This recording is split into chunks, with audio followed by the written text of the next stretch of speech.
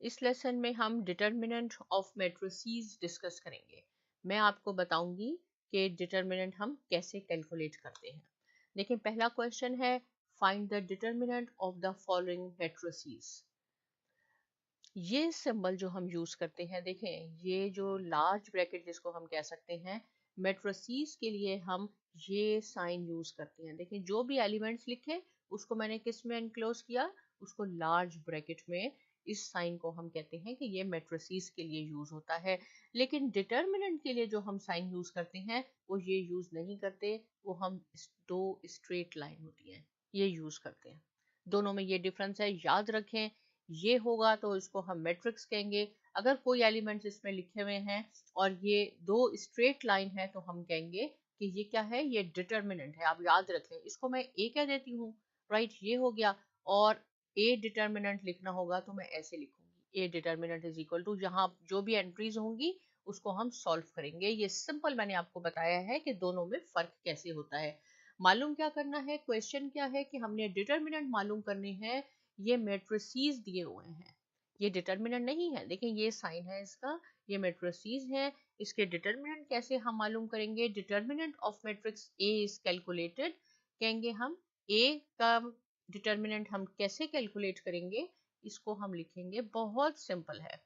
इसको आप ऐसे लिखें, ये डिटर्मिनेंट ऑफ ए कहलवाता है। और जब हम इसको लिखते हैं तो हम लिखते हैं डी ई टी ऑफ ऐसे करके, डिटर्मिनेंट ए, इसको हम ऐसे लिखेंगे। और ये जो मैट्रिक्स है इसमें जो वैल्यूज लिखी हुई हैं आपने स्ट्रेट लाइन लगा के उसमें हम लिख देंगे। सो सिंपल, ये बन गया, ये डिटर्मिनेंट ऑफ ए बन गया। ये हमने जो सेम एंट्रीज हैं लेकिन ये साइन रिमूव करके हमने दो स्ट्रेट लाइन लिखी है। अब आप इसको सॉल्व कर ले, डिटर्मिनेंट ऑफ ए को कैसे सॉल्व करते हैं, इसमें हम क्रॉस मल्टीप्लाई करते हैं। इसको आपने कंसीडर करना है पहले। ये फर्स्ट मल्टीप्लाई होगा, हम लिखेंगे -1 मल्टीप्लाई बाय 0। फिर हमने ये करना है, देखिए कभी भी आपने ये नहीं करना कि पहले आपने इसको मल्टीप्लाई कर दिया और फिर वो आप क्या कर, प्लस माइनस होगा तो साइन चेंज हो जाएगा। पहले आपने ऐसे इसको करना है और फिर आपने क्रॉस मल्टीप्लाई इसको ऐसे करना है और बीच में साइन लगाना है हमने नेगेटिव का। याद रखें हम डिटरमिनेंट कैलकुलेट कर रहे हैं और हम क्रॉस मल्टीप्लाई में हम माइनस का साइन यूज करेंगे, 1 मल्टीप्लाई बाय 2। तो ये क्या हो जाएगा, ये हो जाएगा 0 - 2। तो डिटर्मिनेंट ऑफ ए क्या हुआ, यहाँ मैं लिख देती हूँ, डिटर्मिनेंट ऑफ ए हमारे पास आ गया इज इक्वल टू -2, राइट। ये सो सिंपल है। बी डिटर्मिनेंट कैसे लिखेंगे, यहाँ देखिए मैं आपको सॉल्व करके बताती हूँ।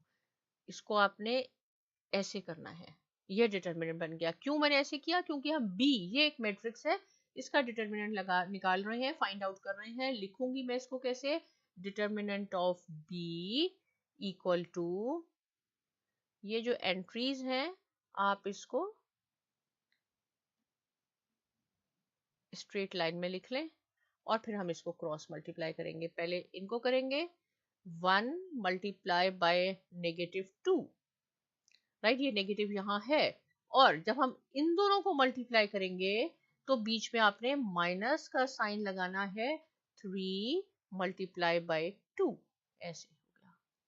तो ये हो जाएगा -2, -6, और जो आपके किसके इक्वल हो जाएगा, -8 के। तो डिटर्मिनेंट ऑफ बी क्या हुआ आपके पास, -8। ये आंसर हो गया,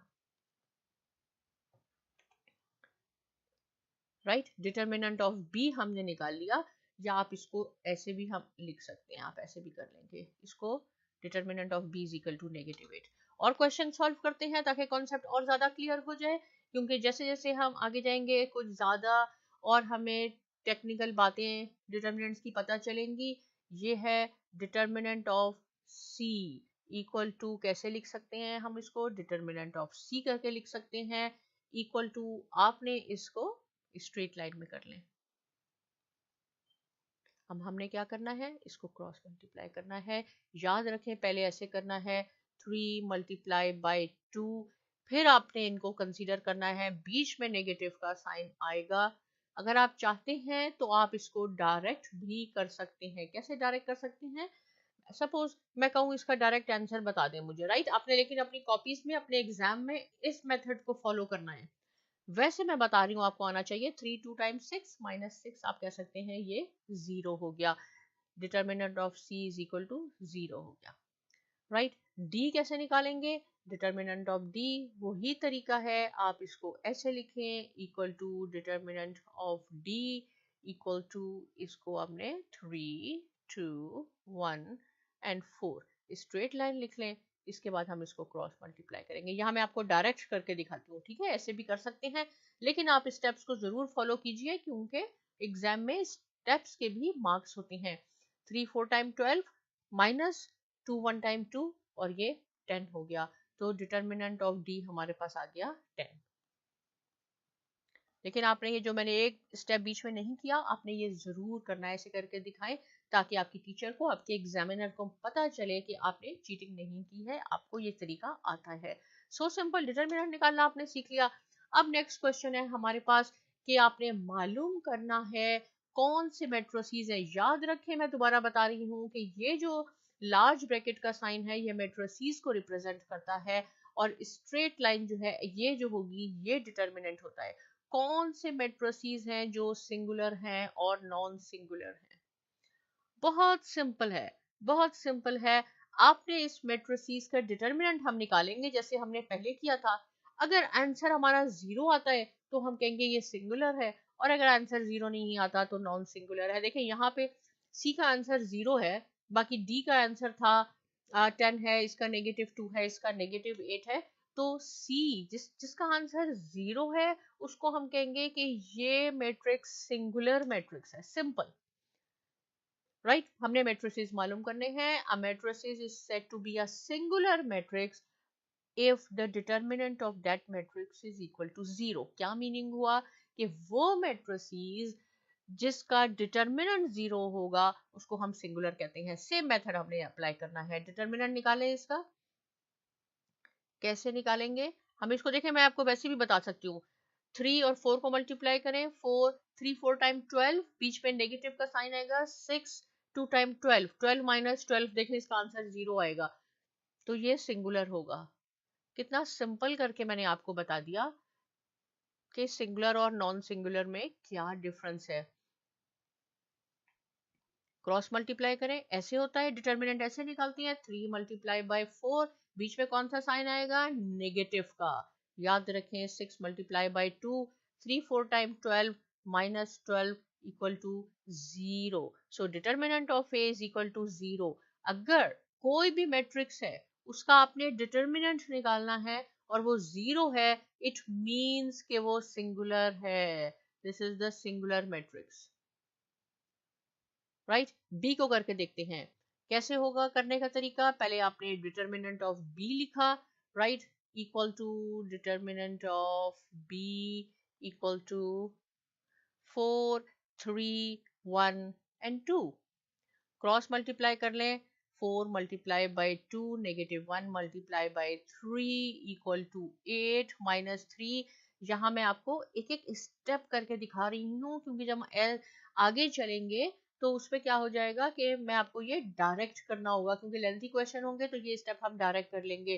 तो आपको पता होना चाहिए कि कैसे निकालते हैं डिटर्मिनेंट। क्रॉस मल्टीप्लाई करके ऐसे किया, बीच में माइनस किया। देखें ये B determinant is equal to 5 आया है, तो ये क्या है? इज इक्वल टू 5 है, और 5 इज नॉट इक्वल टू, हम लिखेंगे determinant of b is equal to 5 which is not equal to 0। तो ये सिंगुलर नहीं है, ये क्या है? ये नॉन सिंगुलर है। कितना इजी हो गया। वो मैट्रिसेस जिसका डिटर्मिनेंट 0 है उसको हम सिंगुलर कहेंगे, वो मैट्रिसेस जिसका डिटर्मिनेंट 0 नहीं है वो नॉन सिंगुलर होगा। यहां देख लें कैसे होगा। C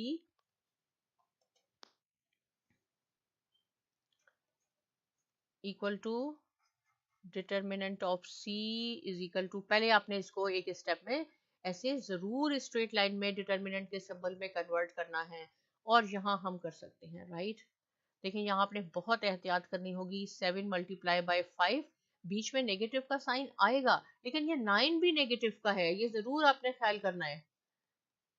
दो नेगेटिव हो गए तो 7 5 टाइम 35, ये क्या हो जाएगा पॉजिटिव 9 3 टाइम 27, राइट 27। तो आप इन दोनों को जब हम ऐड कर लेंगे तो हमारे पास क्या आ जाएगा 62। So determinant of c is equal to 62 which is not equal to 0, ये भी नॉन सिंगुलर हो गया, राइट। अब देखें नॉन सिंगुलर, यहाँ पे मैं पूरा प्रोसेस कर रही हूँ, जब हम आगे चलेंगे ये डायरेक्ट मैं करूंगी क्योंकि लेंथी क्वेश्चंस होंगे, वहां कुछ और रिक्वायरमेंट भी है। तो आपको पता होना चाहिए कि सिंगुलर क्या होती है और नॉन सिंगुलर क्या होते हैं। ये लास्ट क्वेश्चन है, determinant of D is equal to determinant of D. First आपने इसको कन्वर्ट करना है नेगेटिव, जहां पे नेगेटिव का साइन आएगा वहां आपने बहुत एहतियात करनी है, क्वेश्चन गलत होने के चांसेस वहीं शुरू हो जाते हैं। तो 5 मल्टीप्लाई बाय 4 ये ऐसे हो गया, बीच में माइनस का साइन आएगा, लेकिन -10 भी है और -2 भी है, तो ये क्या हो जाएगा 5 4 टाइम 20 माइनस, पहले इसको सॉल्व कर लेते हैं, 10 2 टाइम्स 20, राइट। मल्टीप्लाई हो रहा है, माइनस माइनस प्लस हो जाएगा, जब मल्टीप्लाई होता है तो साइन चेंज हो जाता है, ये प्लस का है ये माइनस का है, तो क्या हो जाएगा आपके पास ये जीरो आ गया। Determinant of d is equal to 0, it means it is a singular matrix, right. इस लेसन में आपने सीखा कि मैट्रिसेस में हम उसको डिटर्मिनेंट कैसे निकालते हैं और कौन से मैट्रिसेस होते हैं जो सिंगुलर होते हैं और नॉन सिंगुलर होते हैं। अगर आपने मैट्रिसेस का डिटर्मिनेंट लिया है और वो जीरो है तो सिंगुलर होगा वो मैट्रिक्स, अगर नॉन जीरो है तो वो क्या होगा आपका नॉन सिंगुलर होगा। इससे रिलेटेड कोई क्वेश्चन है जरूर कमेंट सेक्शन में लिखें। साइमा एकेडमी को सब्सक्राइब जरूर कीजिए और बहुत शुक्रिया।